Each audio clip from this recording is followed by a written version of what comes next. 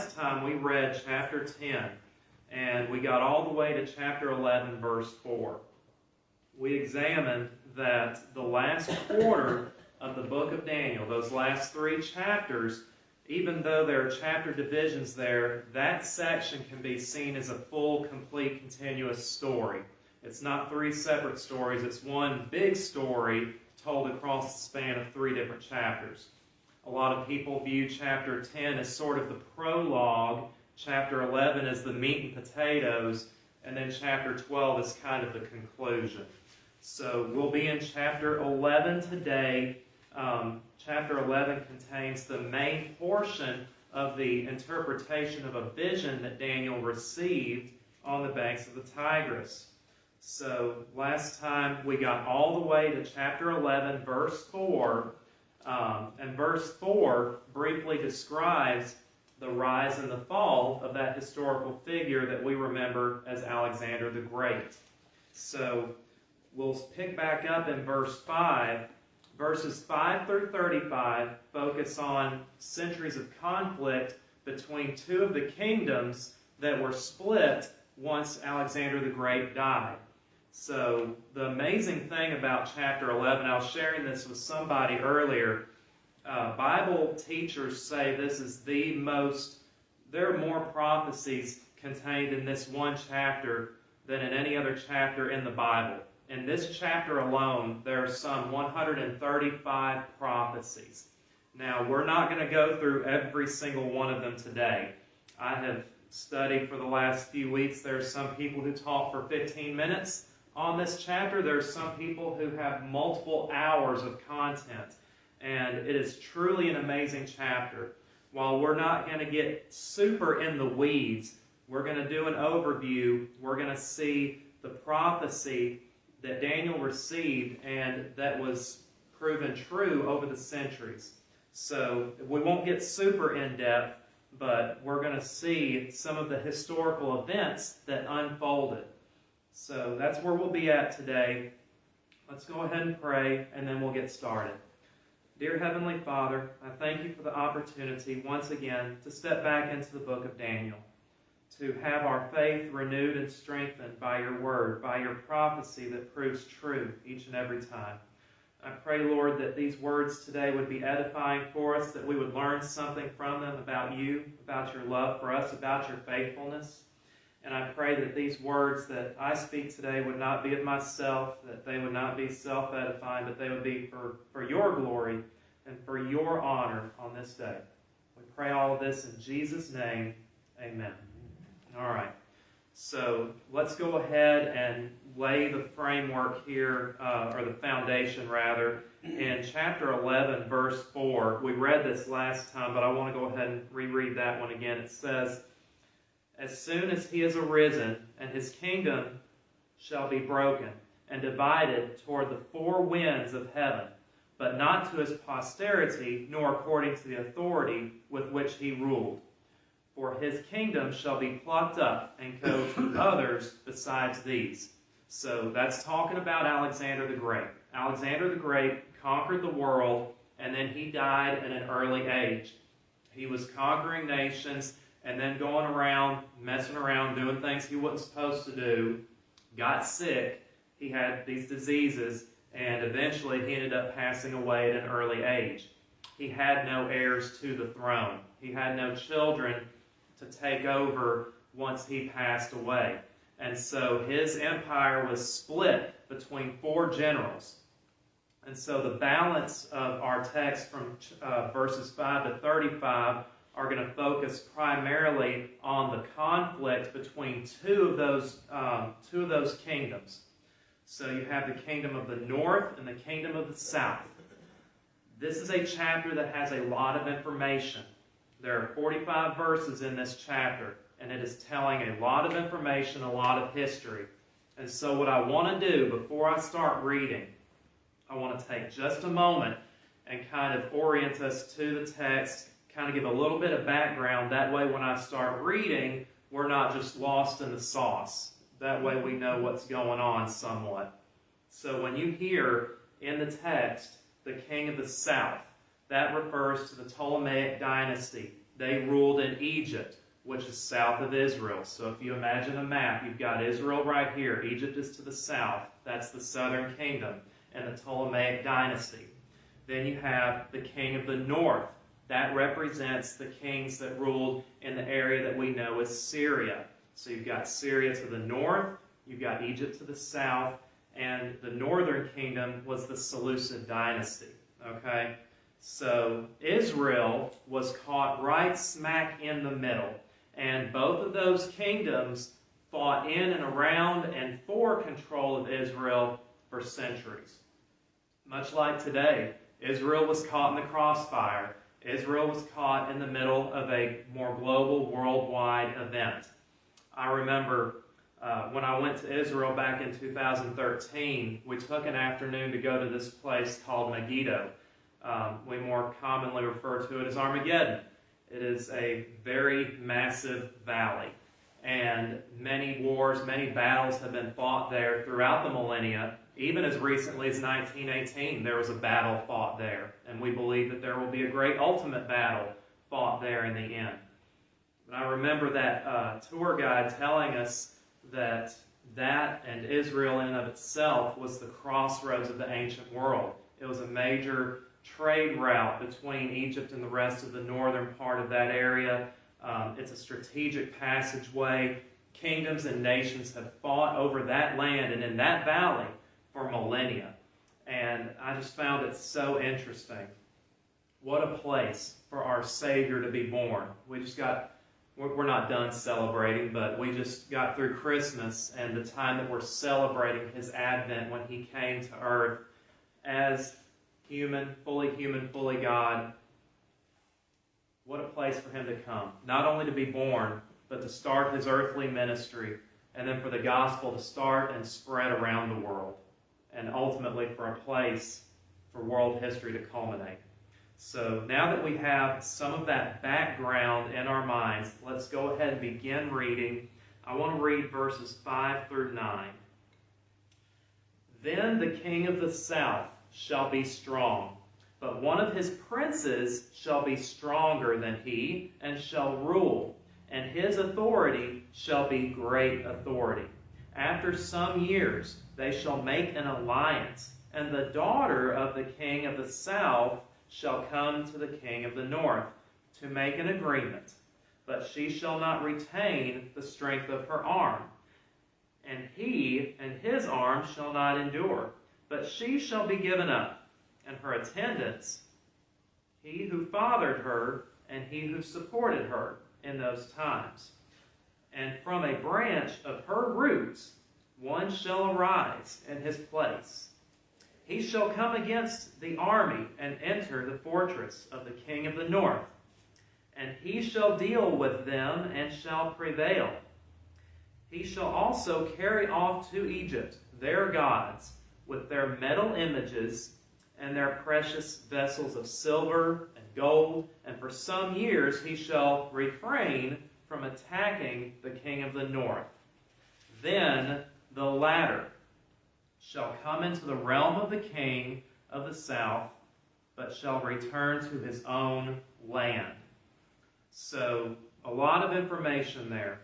All of this was future tense for Daniel. It's past tense for us. And here is exactly what those verses were alluding to. In verse 5, we read about the king of the south who becomes strong. And that's Ptolemy the first of Egypt. So his prince, who became strong as well, so Seleucid was his prince. And he became ruler over Syria to the north. Now, between Seleucid and the Ptolemy dynasties, these two fought each other for centuries, for over a century. So in verse 6, what that is explaining is that the king of the north in Syria married the daughter of the king of the south in Egypt. Now, there was just one slight problem with that. That guy was already married. So, as you can imagine, this played out like an ancient episode of Young and the Restless. Turn on Channel 5 and there you have it. The king of the north had to put away his current wife in order to marry the new wife. obviously that caused problems. Well, this was a customary practice back in the day. Definitely not advocating for it, but back then, that's what they did. Different kingdoms would intermarry with each other to form alliances. Well, that is essentially what they were trying to do, but it did not last long. The strength of her arm did not last, as the word says, because the new wife's dad, who was the king in that other kingdom, he ended up dying. And so what happened was the king of the north put away his new wife and brought back his old wife. Well, lo and behold, the old wife was still bent out of shape that her husband left her to the side and took on this new woman and then brought her back. So guess what she does?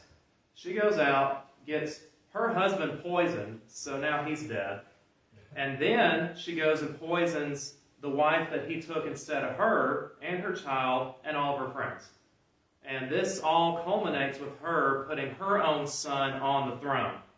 So like I said, young and restless as the world turns, whatever you want to call it, it was a mess. And that is all detailed in verses 5 through 9. So that is what that's describing. And just when you think the drama is over, not yet. In verses 7 through 9, it says the branch from her root, right? You remember that. What that's referring to is the brother of that second wife who was murdered. He was bent out of shape that she got murdered. So he invaded the kingdom of the north and avenged his sister. So all of this to say, that is an incredible story, incredible detail. And Daniel prophesied of this well before it occurred in exact detail. So let's continue reading. Now that we've gotten the soap opera out of the way, at least for now, Daniel chapter 11, verses 10 through 19. Let's read that section. His sons shall wage war and assemble a multitude of great forces, which shall keep coming and overflow and pass through, and again shall carry the war as far as his fortress. Then the king of the south, moved with rage, shall come out and fight against the king of the north, and he shall raise a great multitude, but it shall be given into his hand. And when the multitude is taken away, his heart shall be exalted, and he shall cast down tens of thousands. But he shall not prevail, for the king of the north shall again raise a multitude greater than the first. And after some years he shall come on with a great army and abundant supplies. In those times many shall rise against the king of the south, and the violent among your own people shall lift themselves up in order to fulfill the vision, but they shall not fail. But they shall fail. Then the king of the north shall come and throw up siege works and take a well-fortified city. And the forces of the south shall not stand, or even his best troops, for there shall be no strength to stand. But he who comes against him shall do as he wills, and none shall stand before him. And he shall stand in the glorious land, with destruction at his hand. He shall set his face to come with the strength of his whole kingdom, and he shall bring terms of an agreement and perform them. And he shall give him the daughter of women to destroy the kingdom, but it shall not stand, or be to his advantage. Afterward he shall turn his face to the coastlands, and shall capture many of them, but a commander shall put an end to his insolence. Indeed, he shall turn his insolence back upon him. Then he shall turn his face back toward the fortress of his own land. But he shall stumble and fall, and shall not be found. So, you get the idea. Even with some of the vagueness in that this is telling the story of an epic military battle that is going on, or a series of battles. You see generals, you see leaders, you see battles taking place. whenever you hear the words glorious land, that's referring to Israel, okay? So these conflicts and wars were always being fought, and Israel, once again, is always caught in the middle. Israel would change hands multiple times between these two kingdoms. And there's so much history in this portion. We don't have time to go through all of it today, but some of the highlights are that the Jews initially aligned with Antiochus III. So we're a few generations into the future now. The Jews initially aligned with Antiochus III to liberate them from Egyptian rule, but he ended up turning his back on them in the end. And his personal success didn't last very long. As we saw here, he was ultimately humiliated, and he ended up being killed. He had some failed exploits. His treasury was running empty, so he was pillaging places, trying to rebuild his treasury, and he ended up getting murdered by a mob. So, military exploits, Israel's changing hands multiple times. At the end of the day, Israel is still there. So, let's continue reading. I want to go verses 20 through 35. Then shall arise in his place one who shall send an exactor of tribute for the glory of the kingdom. But within a few days he shall be broken, neither in anger nor in battle. So right here we're talking about somebody who takes power for just a little while, and then they lose that power. They end up becoming assassinated. All right, verse 21. In his place shall arise a contemptible person, to whom royal majesty has not been given. He shall come in without warning and obtain the kingdom by flatteries. Armies shall be utterly swept away before him and broken, even the prince of the covenant. And from the time that an alliance is made with him, he shall act deceitfully, and he shall become strong with a small people. Without warning, he shall come to the richest parts of the province, and he shall do what neither his fathers nor his fathers' fathers have done, scattering among them the plunder, spoils, and goods. He shall devise plans against strongholds, but only for a time. And he shall stir up his power and his heart against the king of the south with a great army. And the king of the south shall wage war with an exceedingly mighty army, but he shall not stand, for plots shall be devised against him. Even those who eat his food shall break him. His army shall be swept away, and many shall fall down slain. And as for the two kings, their hearts shall be bent on doing evil. They shall speak lies at the same table, but to no avail. For the end is yet to be at the time appointed. And he shall return to his land with great wealth, but his heart shall be set against the holy covenant, and he shall work his will and return to his own land. At the time appointed, he shall return and come to the south, but it shall not be this time as it was before. For ships of Kittim shall come against him, and he shall be afraid and withdraw, and shall turn back and be enraged, and take action against the holy covenant. He shall turn back and pay attention to those who forsake the holy covenant. Forces from him shall appear, and profane the temple and fortress, and shall take away the regular burnt offering, and they shall set up the abomination that makes desolate. He shall seduce with flattery those who violate the covenant, but the people who know their God shall stand firm and take action, and the wise among the people shall make many understand. Though for some days they shall stumble by sword and flame, by captivity and plunder.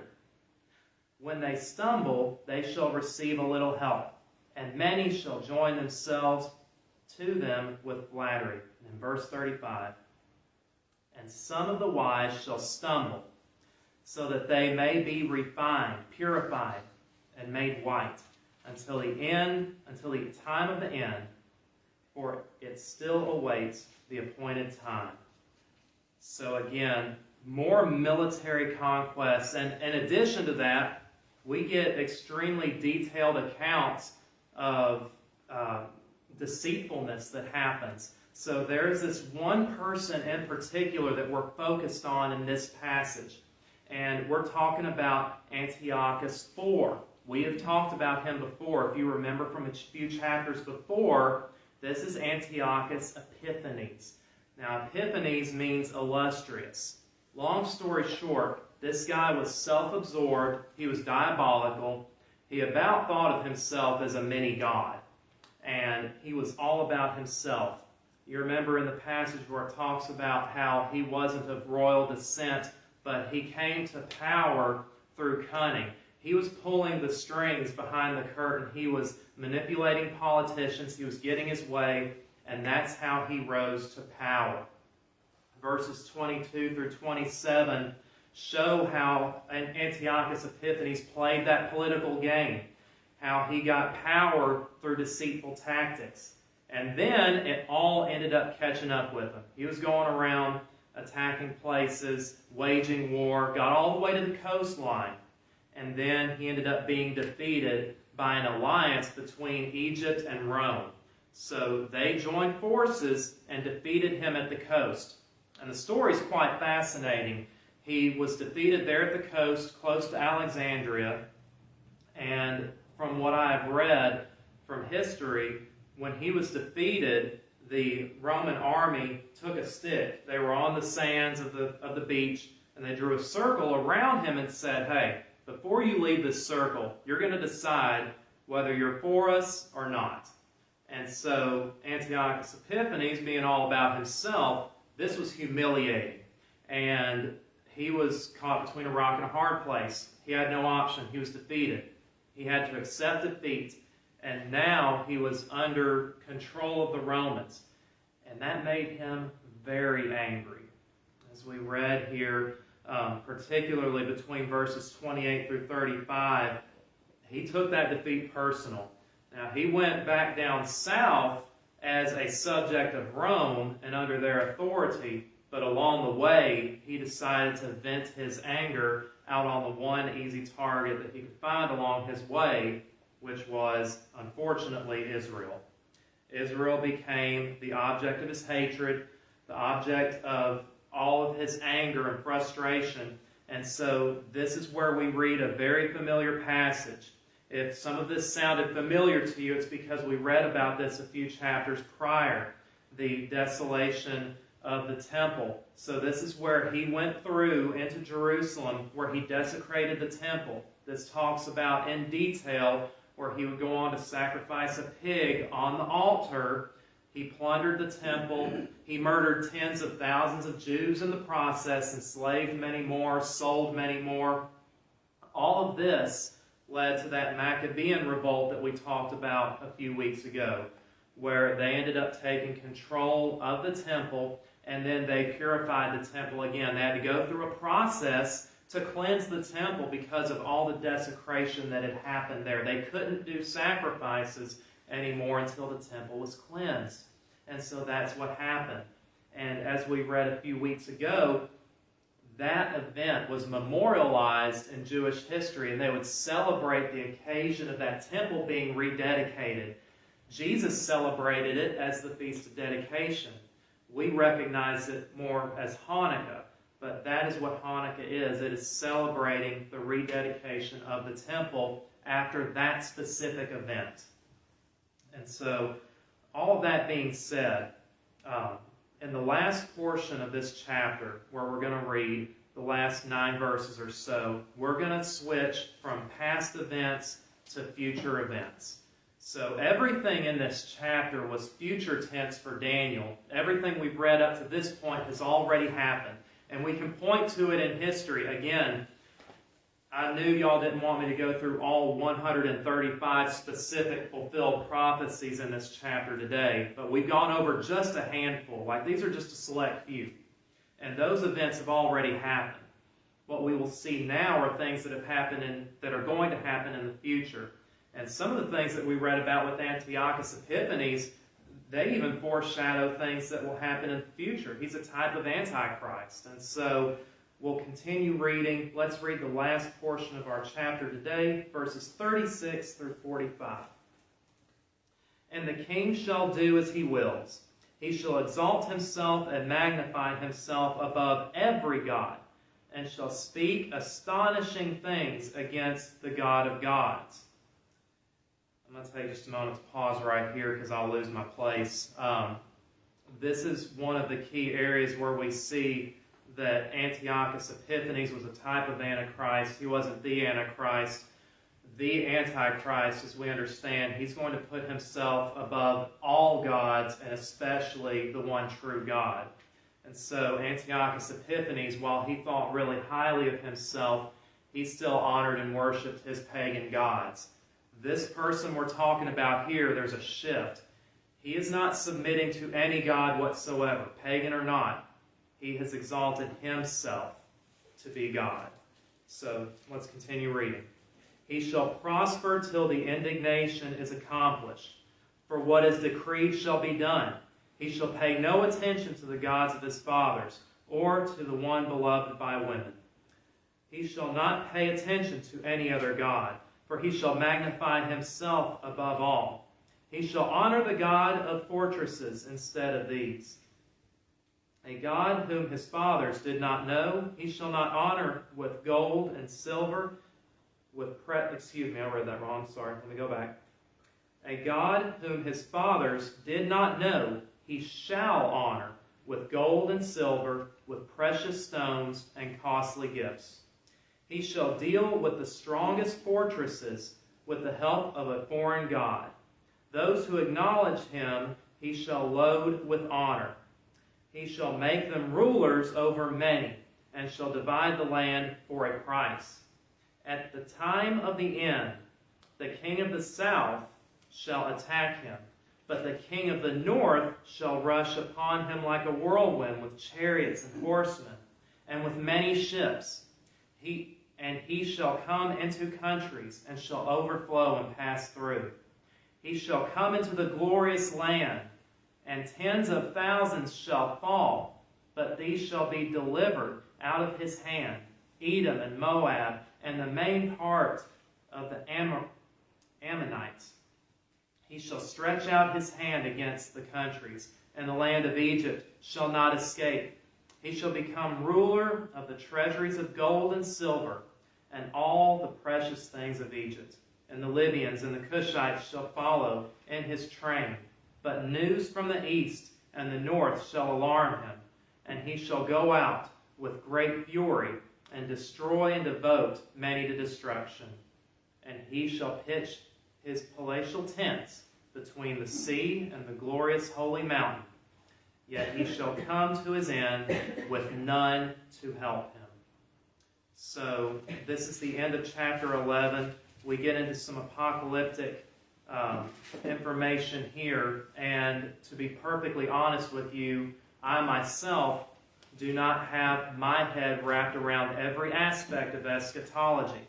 And as a matter of fact, there are very few theologians and Bible teachers who feel like they do as well. There are a lot of theories, a lot of ideas out there. People will take these passages and try to figure out, oh, is this referring to Russia, to China? Is the U.S. somehow involved with this great battle?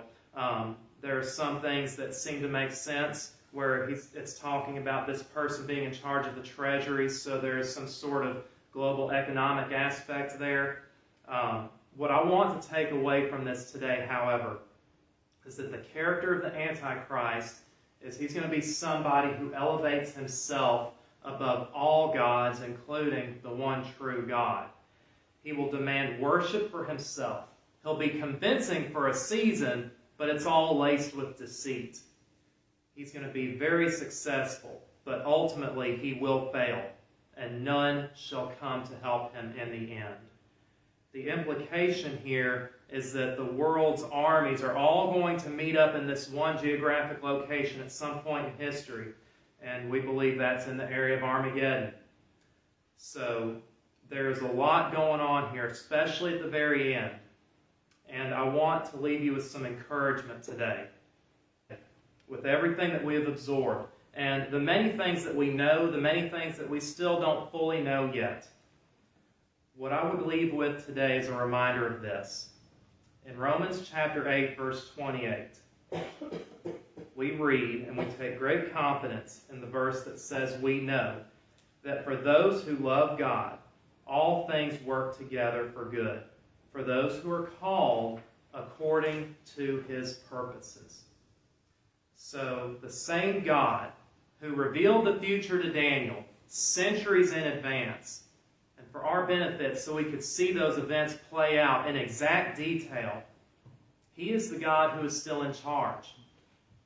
The kingdoms and empires of the world have come and gone over the years, but God is still standing tall because He is orchestrating all of this for His own good and for our benefit.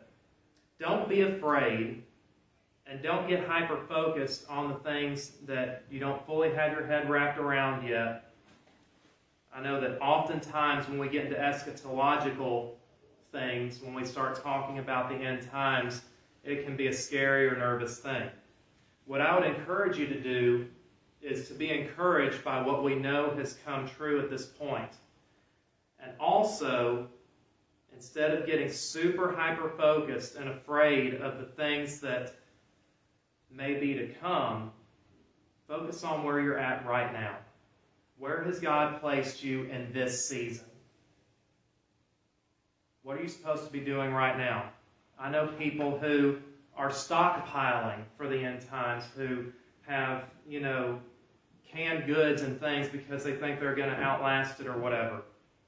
Instead of focusing and being so scared on what might happen in the future, if you are attentive to what you're doing right now and faithful to where God has placed you in this season, you will be ready for whatever may come. Just like Daniel. When he was first abducted and taken into Babylon, he had no idea that late in his life he would have to face a lion's den. Shadrach, Meshach, and Abednego, that early on, they had no idea that they were literally going to be thrown into a fiery furnace. But they were faithful in the moment, all the way back in chapter 1, when they made the simple decisions like, I'm not going to eat this meat, I'm not going to drink this wine dedicated to false gods. They were faithful in the small things. They were faithful in those small things repetitively and throughout their entire life. And that prepared them for their own Armageddons, for their own end times. And so I want to encourage you with that. Take heart. The same God who has shown us this, He is still in charge. Be faithful to Him in the small things right now, and that will prepare you for whatever lies ahead. So, thank you for allowing me to go through this chapter with you. Again, there are over 100 fulfilled prophecies in this chapter, and while we weren't able to do justice and go through all of them, I'm comforted to know that this same God is the God that I serve, and that all things are being worked to the good of those who are called according to His purpose.